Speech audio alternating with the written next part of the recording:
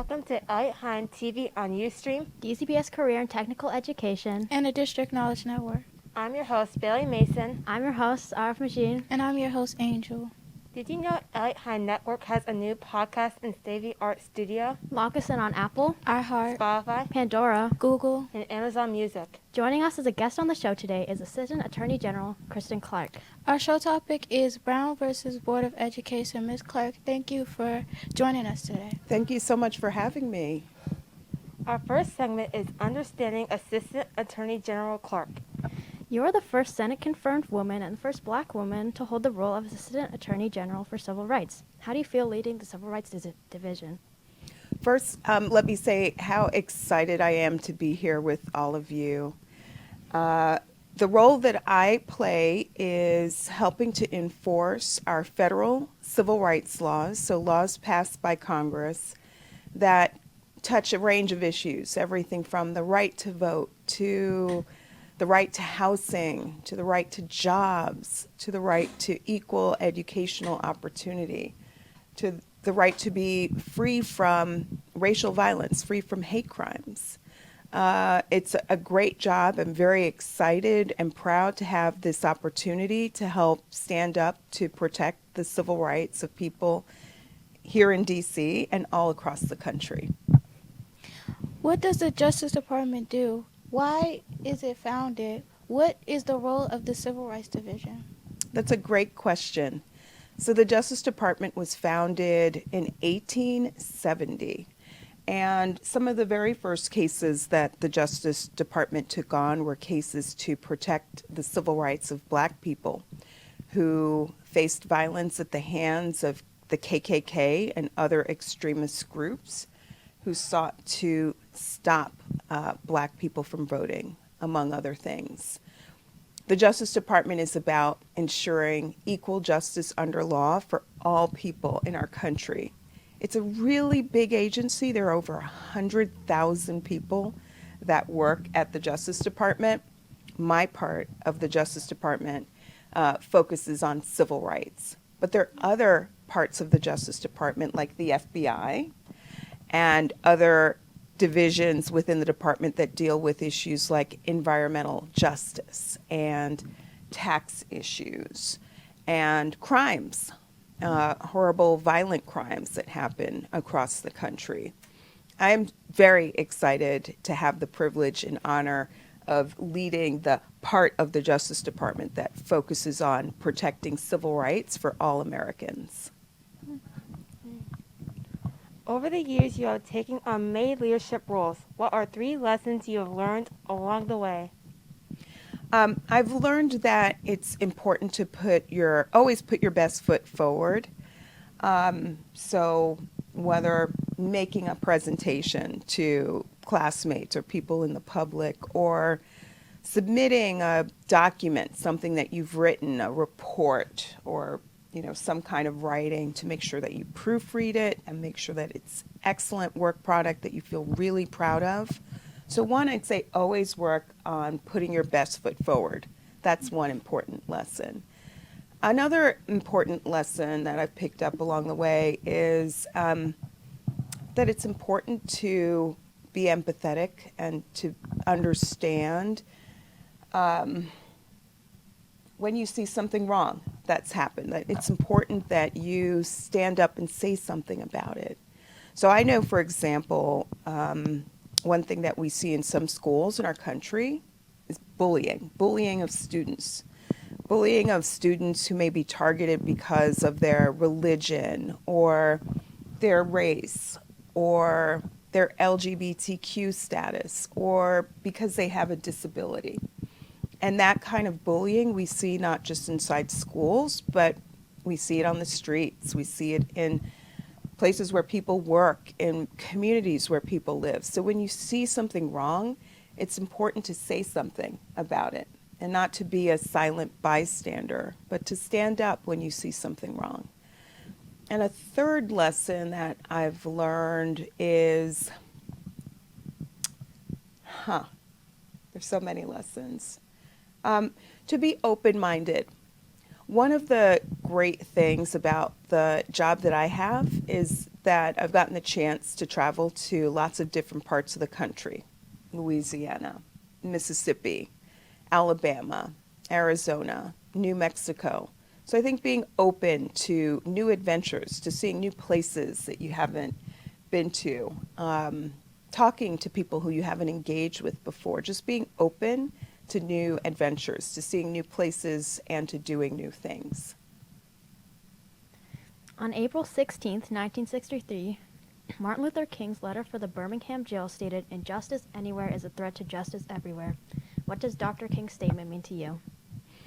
Yeah, it's such a powerful statement, and there's so many statements that we often reflect on from the late Dr. Martin Luther King. But I think that that statement actually connects to the point that I was making earlier about seeing, when you see something wrong, saying something about it.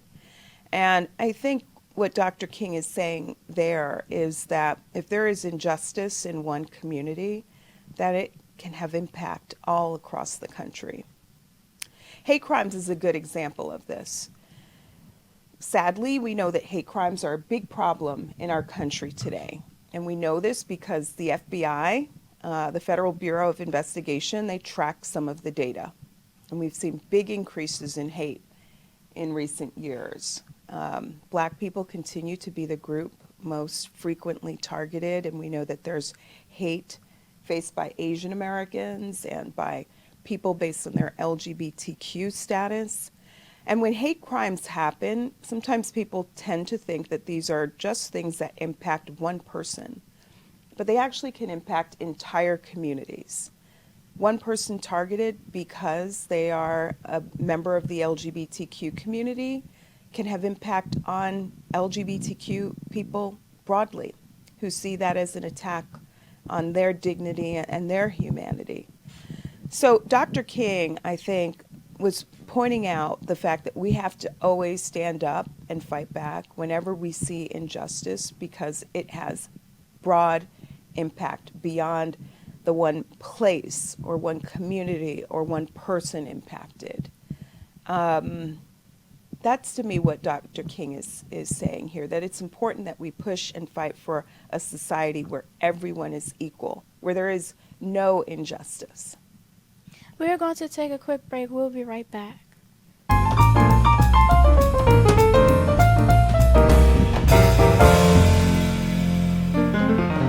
This broadcast is being brought to you by Eliot-Hine TV on Ustream. And the District Knowledge Network.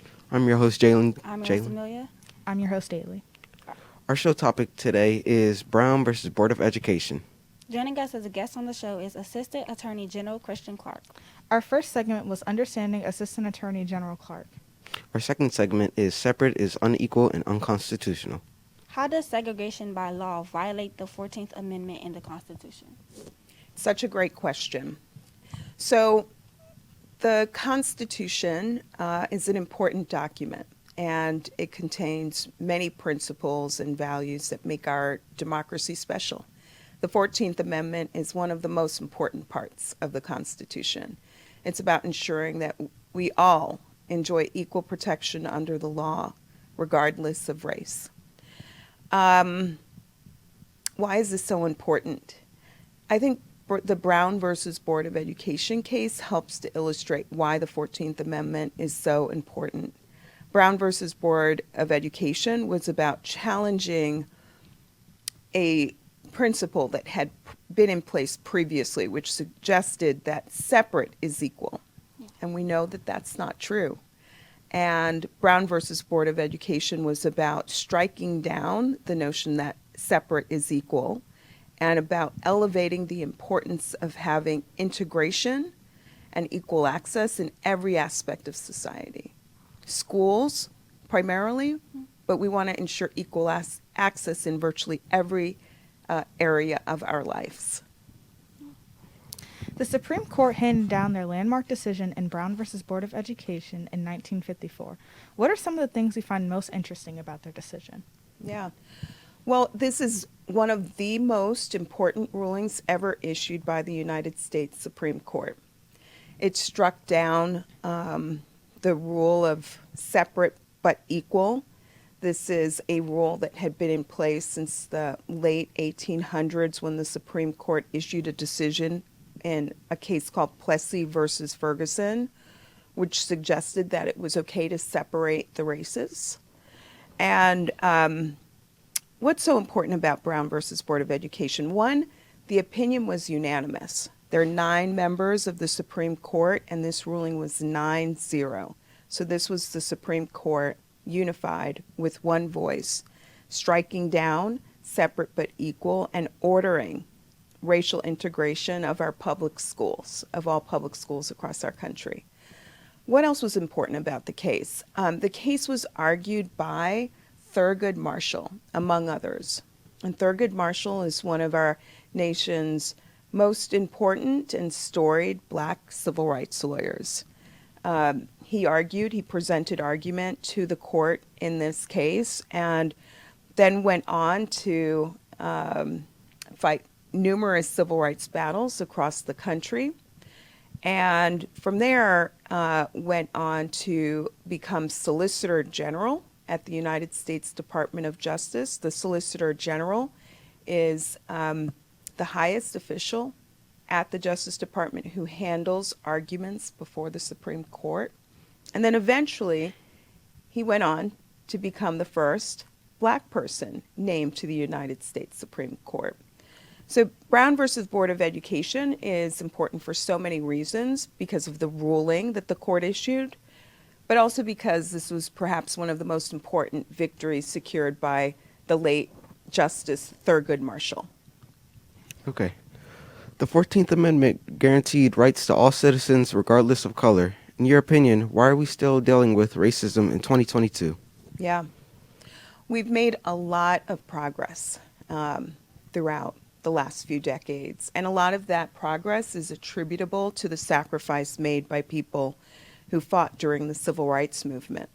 Students who had sit-ins to fight segregation, students who sat down courageously at lunch counters to challenge policies of racial segregation, students and young people who marched for the right to vote. So that civil rights movement helped lead to a lot of progress in our country. Because of the pressure applied during the civil rights movement, we saw Congress adopt a number of important federal civil rights laws like the Voting Rights Act of 1965, the Fair Housing Act, which was passed in 1968, and more. But here we are in 2022, and we are still contending with discrimination. So I think our story in America is one of progress, but one in which every day we continue to see reminders that we've got a lot of work to do to address issues like the school to prison pipeline, schools that sometimes funnel young people into the criminal justice system unnecessarily and because of their race. Issues like access to fair housing, people who may be denied access to housing opportunities because of their race. Discrimination in the job market, people who are locked out of jobs because of their race. And so at the Civil Rights Division of the Justice Department, we are working every day to deal with a lot of the continued problems that we see. And it's a reminder that we've got to keep pushing and keep pressing until we eliminate injustice and discrimination fully and completely from society. Thank you. We're going to take a quick break and we'll be right back.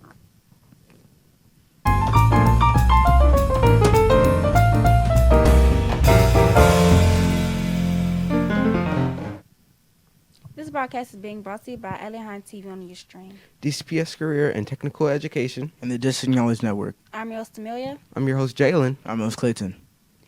Our show topic today is Brown versus Board of Education. Joining us as a guest on the show, Assistant Attorney General Kristen Clarke. Our first segment was Understanding Assistant Attorney General Clarke. Our second segment was Separate is Unequal and Unconstitutional. Our third segment is Equity and Justice in Education. Who are some other leaders inside or outside government doing important work to support equity and justice in education today? What a great question. So let's think about our federal government. We've got the United States Department of Justice, but we also have some other agencies doing important work, like the United States Department of Education. They are working to ensure equity and fairness in schools across our country. We also have the Environmental Protection Agency, which is doing work to address some of the environmental issues that we see in communities across our country. We have HUD, the Department of Housing and Urban Development, which is working to ensure access to affordable housing in many parts of the country. And then we've got the White House, led by President Biden and Vice President Kamala Harris. And they're doing important work on the policy front to advance racial justice and racial equity every day. So there is a lot of work happening across the federal government to help promote principles of justice in our country. Outside of government, I think that you can find a number of institutions that are doing important one. First, there are our public schools, which are helping to educate young people and helping to prepare them for college and helping to prepare them to be productive members of society once they graduate. So we've got our schools. We have our churches that help, that are important places for people of faith to congregate. And those houses of worship help to create a sense of community for people. And then we also have nonprofit organizations that have programs that help young people, programs that help to meet the needs of elderly people, and programs doing a whole, that touch on a whole range of issues. So both inside and outside of government, I think you can find many, many examples of people and institutions that are helping to make our society a better place. Brown versus Board of Education helped to start the civil rights movement. Why do you believe integration was not accepted by all citizens within the United States? Yeah, what a good question. We know that sadly, slavery was one of the darkest moments in our nation's history. And while slavery was outlawed, we're still dealing with the legacy of slavery. And part of that legacy is the idea that Black people are inferior. And we continue to see that legacy of slavery infecting institutions in society, infecting the way people think. And so I think for far too long, the notion that Black people were inferior is what drove this need to try to keep Black and white students in separate schools, drove policies that kept Black and white people from living in the same communities. And we know now, and the Supreme Court made clear in Brown versus Board of Education, that those principles of racial segregation have no place in our society today. And so Brown versus Board of Education really marked a transformative moment in our country. It's a moment where the Supreme Court shut down the idea of separate but equal and made clear that whether you're talking about schools or in other aspects of life, we are all entitled to equal protection under the law. Okay. What are some of the things that the Civil Rights Division is doing to fight segregation and inequality in schools today? Yeah. Well, I mentioned bullying in schools, and we're doing a lot of work to make sure that students enjoy a safe learning environment. One example of a case that we recently handled comes out of Utah, a little far from the district. But there is a school district called the Davis School District in Utah. Black and Asian American students made up about 1% of the student population, and they were subjected to very poor treatment. There were racial slurs used against the students of color. They were subject to assaults. But more importantly, the school did not do enough to protect them. They did not investigate those incidents or respond to them. And so we investigated and put in place a settlement agreement with the school district that requires that they put in place new policies and new procedures that will help ensure that those students have a safe learning environment going forward. That's one example. I'll give you another example. We're doing a lot of work to address problems that we see in the criminal justice area. So we're investigating police departments that are sometimes engaged in policies that are racially discriminatory. We're investigating police departments in Louisville, Kentucky, and Minneapolis, and Phoenix, and other parts of the country. And it's about ensuring that everyone enjoys constitutional policing in our country. I could give you other examples, but those are just two examples of some of the many, many, many things that we're doing inside the Civil Rights Division of the Justice Department. Do you have any personal experience with school desegregation cases? Yes. The Justice Department takes seriously the work that came out of Brown versus Board of Education. So there were school districts all across our country that had a lot of work to do to come into compliance with the Supreme Court's decision. School districts where black and white students may have attended separate schools.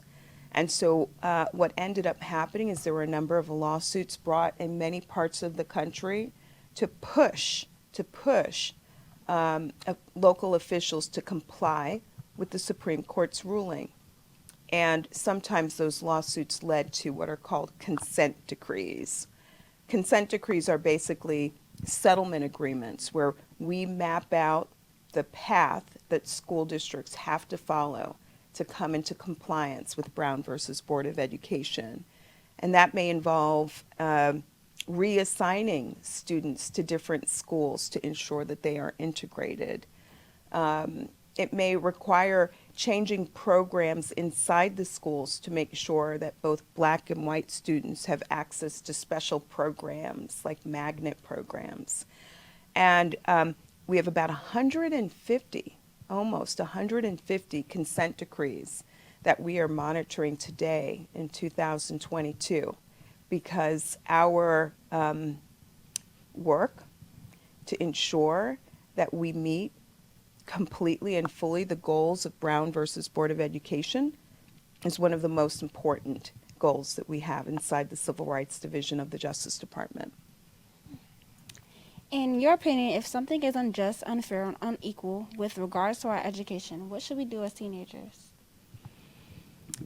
I talked earlier about not being a silent bystander and standing up and saying something when you see injustice. And I encourage all young people, all students to do that. Whether you see somebody who's subject to bullying on the basis of their religion or LGBTQ status or because they have a disability, don't stand silent, say something, report it to a teacher or an administrator. Make sure that there are not other students who are subject to that kind of bullying. Maybe there's a policy inside your school that you think is unfair. Well, say something about it in a respectful way. Open up dialogue with your teachers or administrators. Get together with other students who may share your point of view and see if you can work to change or reform that policy. So in my view, there are many, many things that young people can do to promote justice and equity in the schools and in the spaces that you occupy. Okay. Do you have any concluding thoughts for the students at Eliot-Hine? First, I would love to see more civil rights lawyers one day. So I hope that if any of you are interested in learning about the law, that you'll think about an internship with a nonprofit organization or with a government agency that will give you a chance to learn more about the law so you can think about whether that's something that you'd like to work towards as you move on to college. 2, always put your best foot forward and bring your A game to whatever you do, whether that's taking a test or making a presentation, playing on the field. Always bring your A game to whatever you do. And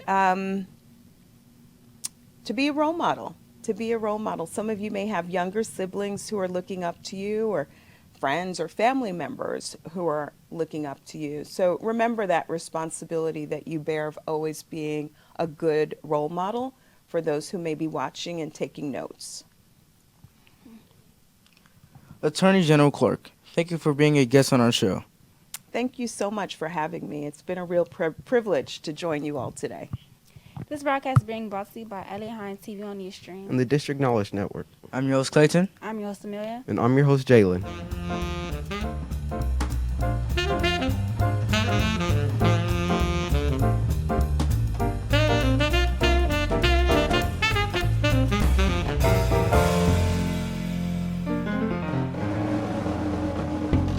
Have a great day.